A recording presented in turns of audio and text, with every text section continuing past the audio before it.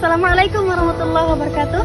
Perkenalkan, saya atas nama Sliati dari kelas 5B, Program Studi Pendidikan Agama Islam Fakultas Tarbiyah Institut Agama Islam Hamzan Wadi Nahdlatul Wathon Lombok Timur.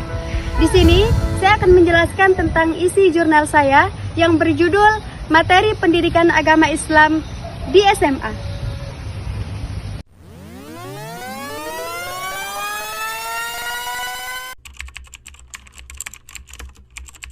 Baik, kita langsung ke pembahasan.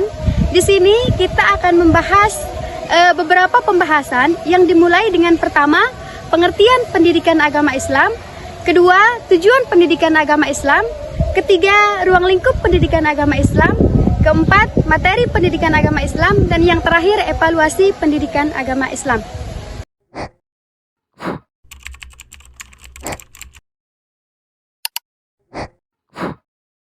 Menurut Zakiyah Darjat, pendidikan agama Islam ialah suatu perjuangan atau asuhan terhadap murid supaya nantinya selesai dari pendidikan, murid tersebut dapat memahami apa yang terkandung dalam Islam secara menyeluruh, menghayati makna, maksud serta tujuannya, dan menjadikan ajaran agama Islam sebagai pedoman dalam kehidupannya sehari-hari, sehingga mendatangkan keselamatan dunia dan akhirat kelak. Sedangkan pendidikan agama Islam menurut Romayulis ialah upaya sadar dalam menyiapkan siswa untuk mengenal, memahami, menghayati, mengimani, bertakwa, berakhlak mulia, dan mengamalkan ajaran Islam sesuai dengan yang ada dalam Al-Quran dan hadis melalui aktivitas bimbingan, pengajaran latihan, dan penggunaan pengalaman. Di definisi pendidikan agama Islam tadi, maka pendidikan agama Islam dapat diartikan ialah sebagai usaha sadar yang dilakukan oleh seorang pendidik atau seorang guru dalam mempersiapkan siswa untuk meyakini, memahami, serta mengamalkan ajaran Islam melalui aktivitas bimbingan untuk mencapai tujuan yang sudah ditetapkan.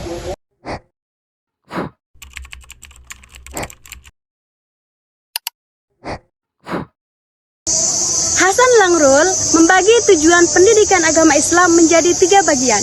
Yang pertama, tujuan pokok atau tujuan terbesar.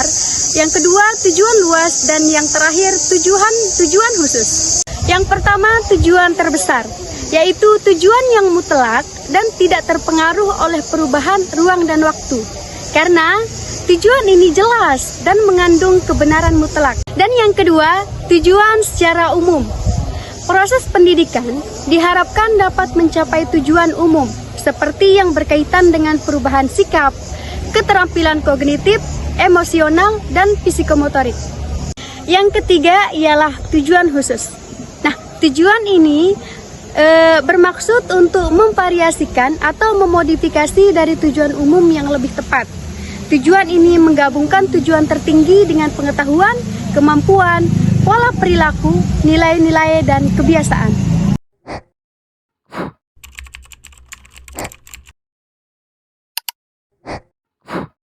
Ruang lingkup materi pendidikan agama Islam intinya meliputi 7 unsur pokok.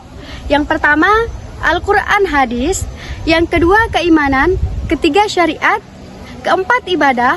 Kelima, muamalah. Keenam, akhlak. Dan ketujuh, tarikh.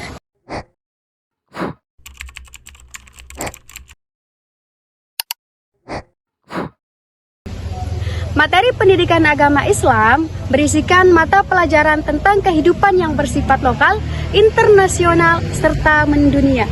Nah, itulah alasan mengapa materi ajaran Islam yang kemudian diambil sebagai sebuah materi pendidikan, karena memiliki cakupan lebih luas dari ilmu pengetahuan lainnya. Yang pertama, materi pendidikan agama Islam yaitu keyakinan atau akidah. Nah, akidah biasanya dipahami sebagai simbol dan kesepakatan yang kuat dan tidak dipisahkan antara satu dengan yang lainnya.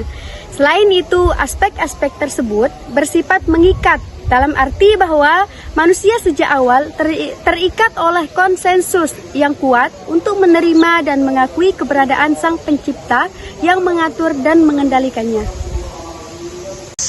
Materi pendidikan agama Islam yang kedua ialah norma atau syariah.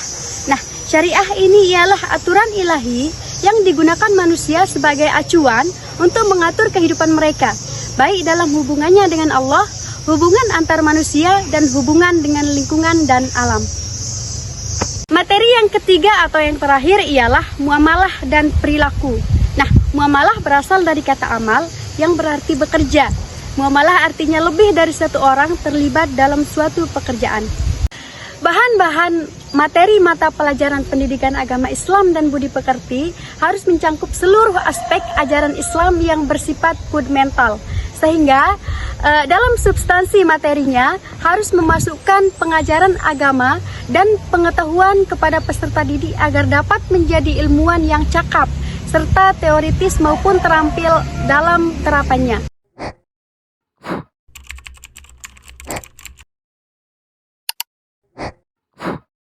Evaluasi pendidikan sesuai standar pendidikan ialah kegiatan pengendalian, penjaminan, dan penetapan mutu pendidikan terhadap berbagai komponen pendidikan pada setiap jalur, jenjang, dan jenis pendidikan sebagai bentuk pertanggungjawaban penyelenggaraan pendidikan.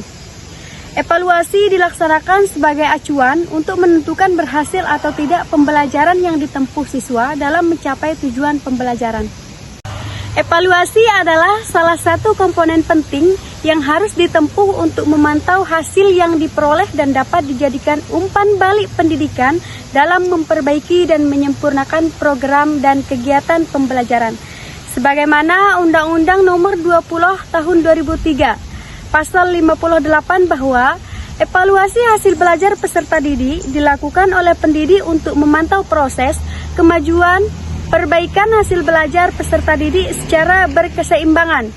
Evaluasi peserta didik, satuan pendidikan dan program pendidikan dilakukan oleh lembaga mandiri secara berkala, menyeluruh, transparan, dan sistematis untuk menilai capaian standar nasional pendidikan. Mungkin hanya itu yang dapat saya sampaikan. Kurang dan lebihnya saya mohon maaf. Saya atas nama Sliati mengundurkan diri. Sekian, wassalamualaikum warahmatullahi wabarakatuh.